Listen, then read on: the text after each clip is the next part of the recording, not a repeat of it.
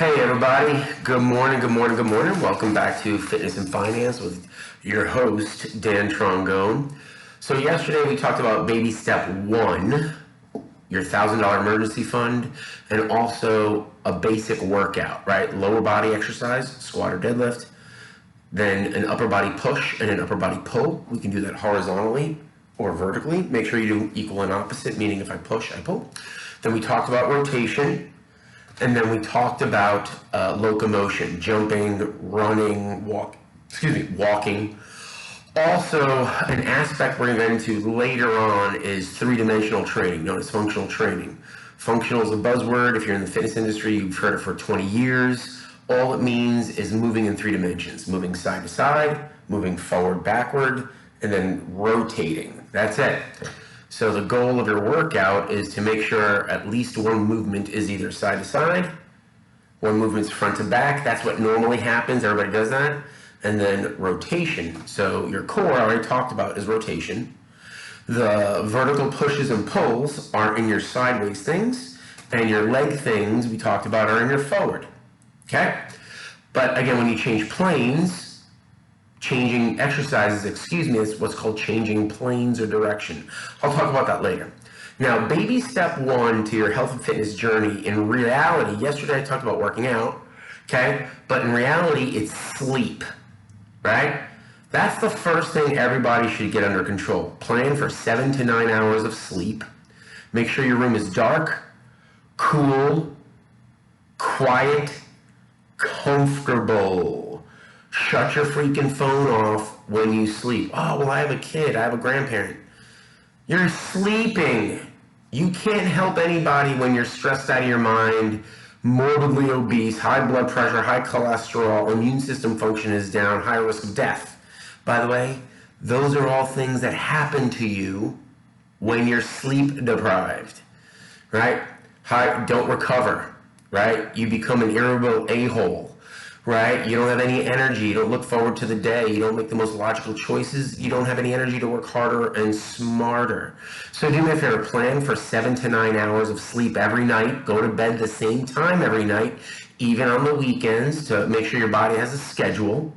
And again, cool, quiet, comfortable, and pitch black.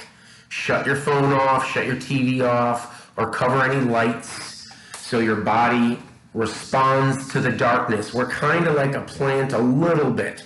We're not vegan, right? If you're a vegan, diehard vegan, God bless you, rock it out. We're omnivorous. That's another subject. I'm making a metaphor of we're like plants.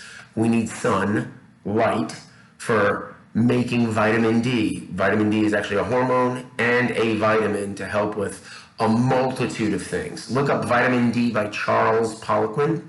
Okay, so that's your baby step one. Get sleep under control. That's going to help regulate all your hormones, your nervous system, which is your brain and nerves, multitude of different things there. And again, once you are feeling refreshed, you can fight the day. That's baby step one. If you really want to go down the rabbit hole of sleep, right, look up a gentleman named Matthew Walker.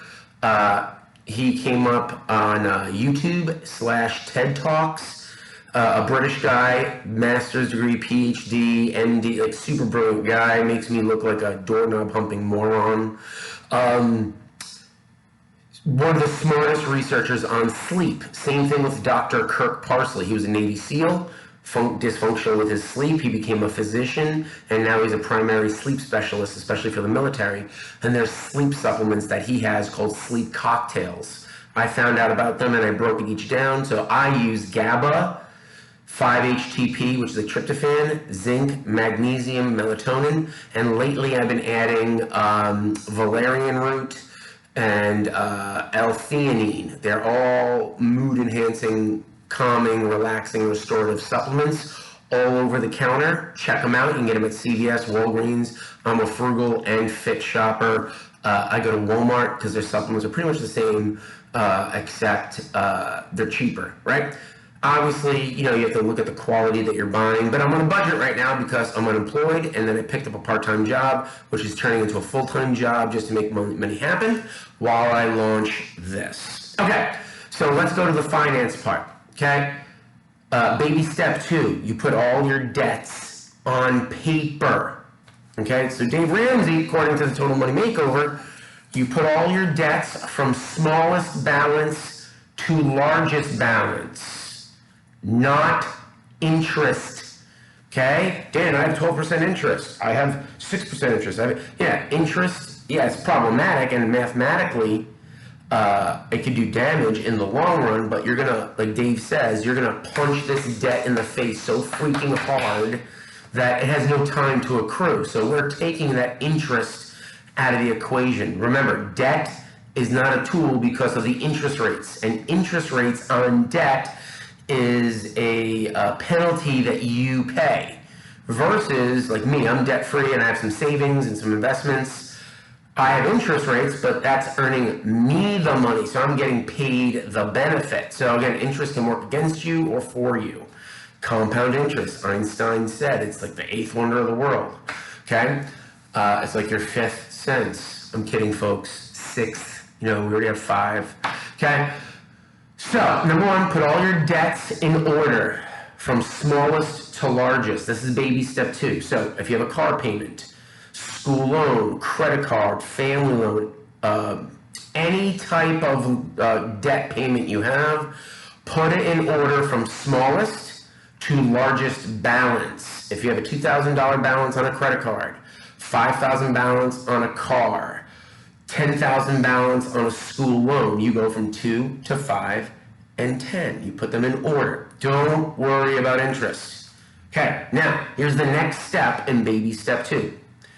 Pay all of your debts the minimum payment. Right? Just pay everything minimum like you normally do, except the smallest one. The smallest one, while paying everything minimally to keep them at bay, the smallest one, let's say that $2,000 credit card, you pay the minimum payment, and then any extra money you have, you throw it at that debt till you have no more debt. Okay, this is called the debt snowball by Dave Ramsey. So check this out. Let's say your payment for that credit card bill of $2,000 a month was $50 a month. You pay the $50, and then any free dollar you can find after paying everything else, you throw it on top of that credit card debt till it's gone. Okay, now you canceled out the credit card debt. You take that $50 base payment that you have, you now apply it to the other example, which was the car. Your car now has a $5,000 balance, and I'm just making up something. You had a $100 payment on that car, but you just canceled out that $50 payment to the credit card.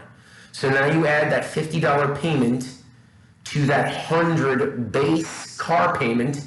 Now your new minimum payment for that car is $150 a month. You're adding that $50 that you're paying to the credit card's gone, you're taking that extra money, you're now adding it to the car payment. See how the snowball went from here? It got bigger, it gained traction, it gained snow, as Dave says. So now your new minimum payment is $150 on that car, while you're still paying the minimums on everything else. Now, any extra money you have, you throw on top of that $150 car payment till you eliminate the car. Well, Dan, I want to go out, I want to do this. You're in debt, you're broke. Discipline equals freedom, according to Jocko Willink, right? So, you made mistakes financially when you were younger or now. Stop going out because it's stealing your freedom. If you become disciplined enough to not have payments or change your mindset so you cancel that debt, short-term pain equals long-term gain. So eliminate that next car debt, right? The $5,000 debt. Remember, because it's earning you interest against you. It's earning interest against you. It's making the loan company make money while you pay that money. So now your new $150 payment is going towards that car. You cancel that. Now you just paid off a $2,000 credit card. You just paid off a car. Now you're debt free. You just freed up more money. So let's say you have a school loan, $10,000. Your new minimum payment, your original payment for the school loan was $200, right? $200, tacking $10,000. But you canceled the $50 card, gone. You freed up 50 bucks. You canceled the $5,000 car payment. That's gone. You now have 150 bucks a month to add on top of the 200. That equals 350. So now your new monthly payment for your school loan is 350 instead of 200. The snowball went from here to here. Now it's here. So now you're punching that school loan debt even further. Okay, you're accelerating your payoff.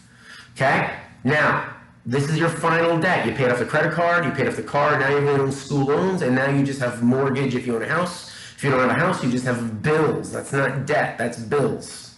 Okay, so now all your free money is going to that school loan. Punch it in the face. Now you pay off the school loan. All that money you were shelling out is now yours. And that's going to take us to baby step 3. Okay, and that's going to be what's called tomorrow. Baby step 3 is an emergency fund, a fully funded emergency fund, thanks to Dave Ramsey, and I'll tell you about what that is tomorrow. Now, when you're debt-free, like according to Dave and what I have experienced, I paid off $105,000 in 5 years, working 6-7 days a week, doing pizza, personal training, teaching group classes, anything fitness related. I just lost my job about a month ago, so now my positive investing had to stop while I kind of recalibrate, get traction again.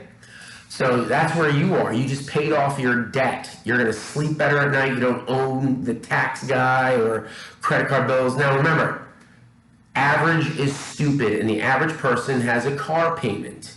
Average car payment, according to Dave Ramsey, is over $500 a month. Lunacy. I have some family members that drive all these beautiful cars, and I used to be jealous, but then I'm like, holy crap, you have a giant car payment. You like to roll around and show people how baller you are, how successful you are, but then you bitch and moan about a $5 or $10 lunch or a sandwich. Priorities. I used to be stupid and ugly. Now I'm just less stupid. Okay? Still ugly. Okay? So that's how the debt snowball works. Baby step 2. Now again, if you work a full-time job, go get a part-time job. I'm delivering pizza right now. I have an associate's degree, a bachelor's degree, a master's degree, and half of a second master's. I want to go get another degree. I'm highly educated, but I got laid off, so I'm doing whatever I can to make income and pay off, right? Am I a miserable sack of crap sometimes? Yeah, my girlfriend puts up with some stuff and she helps me get better, but this channel's helped me become a better person, and I don't want to be average. Right? I really work on my sleep. I really work on my nutrition as best as I can. That's what I struggle with. I work on my workouts, right? I'm trying to manage my stress. I learn a ton as best as I can. That's what I want to do for you. Okay? So we talked about baby step 1. We talked about baby step 2 today. We talked about baby step 1 from a physical fitness standpoint, the sleep. We talked about the whole body workouts. Last fitness thing I want to end off with is prioritization. So when you're designing workouts, 2 things need to happen. You have to have a plan for your money so you don't lose it. You have to have a plan for your workout time. Now, we talked about whole body workouts. That's just one type of workout. You can have upper body, lower body days. You can have push only days. You can even sprinkle in an isolation day mixed in with those upper lower days or push and pull days, and then you're going to finally have a hybrid. So let's review the type of workout strategies. You can have a whole body workout. That's at least twice a week, up to 3 or 4 times a week. You can have an upper body day where you do just upper body exercises in one day or lower body exercises in one day. I recommend at least 3 times a week so everything gets hit a total of minimal twice a week. With a 3-day-a-week split, you can also do push-only days. Everything you do is pulling. I'll give you an example of that another time. Or everything is pushing. But again, if you do 3 days a week, you hit every movement pattern twice. So it would be like lower, upper, lower, rest. That's week 1. Week 2, you would invert it. It'd be upper, lower, upper. I'll write these out. Right? Same thing with a push-pull day, right? 1 day's push, 1 day's pull. 1 day's push, next day's pull. You alternate. So over 2 weeks, you hit everything at least 2 to 3 times. Okay? That's called frequency. Okay.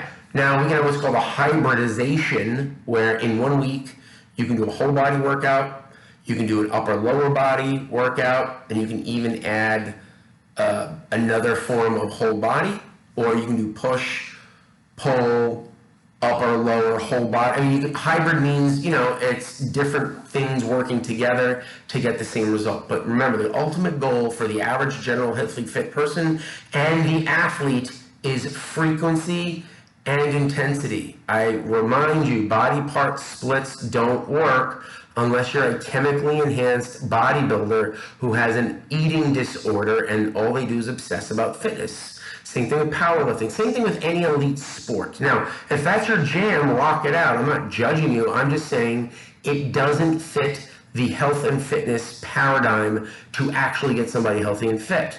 Neither does the athlete. Remember, to be strong, big, lean, sexy, whatever your goal, you have to be healthy. And the current fitness trends of today are actually leading us further and further away from health standards. Oh, sleep when I'm dead. Pre-workout, bro. Work out every day. It doesn't fit your macros, bro. Like, you see this on Instagram and Facebook where it's like stupid on parade. Meanwhile, there's no intelligence behind the program designs. Okay, now, just what CrossFit's doing a better job. There's a lot more coaches like Mike Boyle, Juan Carlos Santana, Todd Durkin. My favorite strength coach of all time, who's probably one of the most successful strength coaches ever, Charles Poliquin, the strength sensei. Please start looking at people that actually have clients, education, and experience, and then finally, results. All right, folks, I gotta get out of here. I picked up some extra work while I'm building this channel. If you have any questions, comments, concerns, or snide remarks, leave them in the comments below, and please press that subscribe button so I can help more and more people. Again, I'm not getting paid for this because I want to help people learn the things that I've done, and this channel unfolds. I get into more movement-based stuff, supplement reviews, financial concerns. I'm mixing everything, life, money, and fitness. So thank you for your time. I hope you enjoy this. Hope you laughed. Hope you learned. And hopefully you fall in love with the information like I did, and now I'm learning to apply it. All right, guys and girls, take care. Have a great day.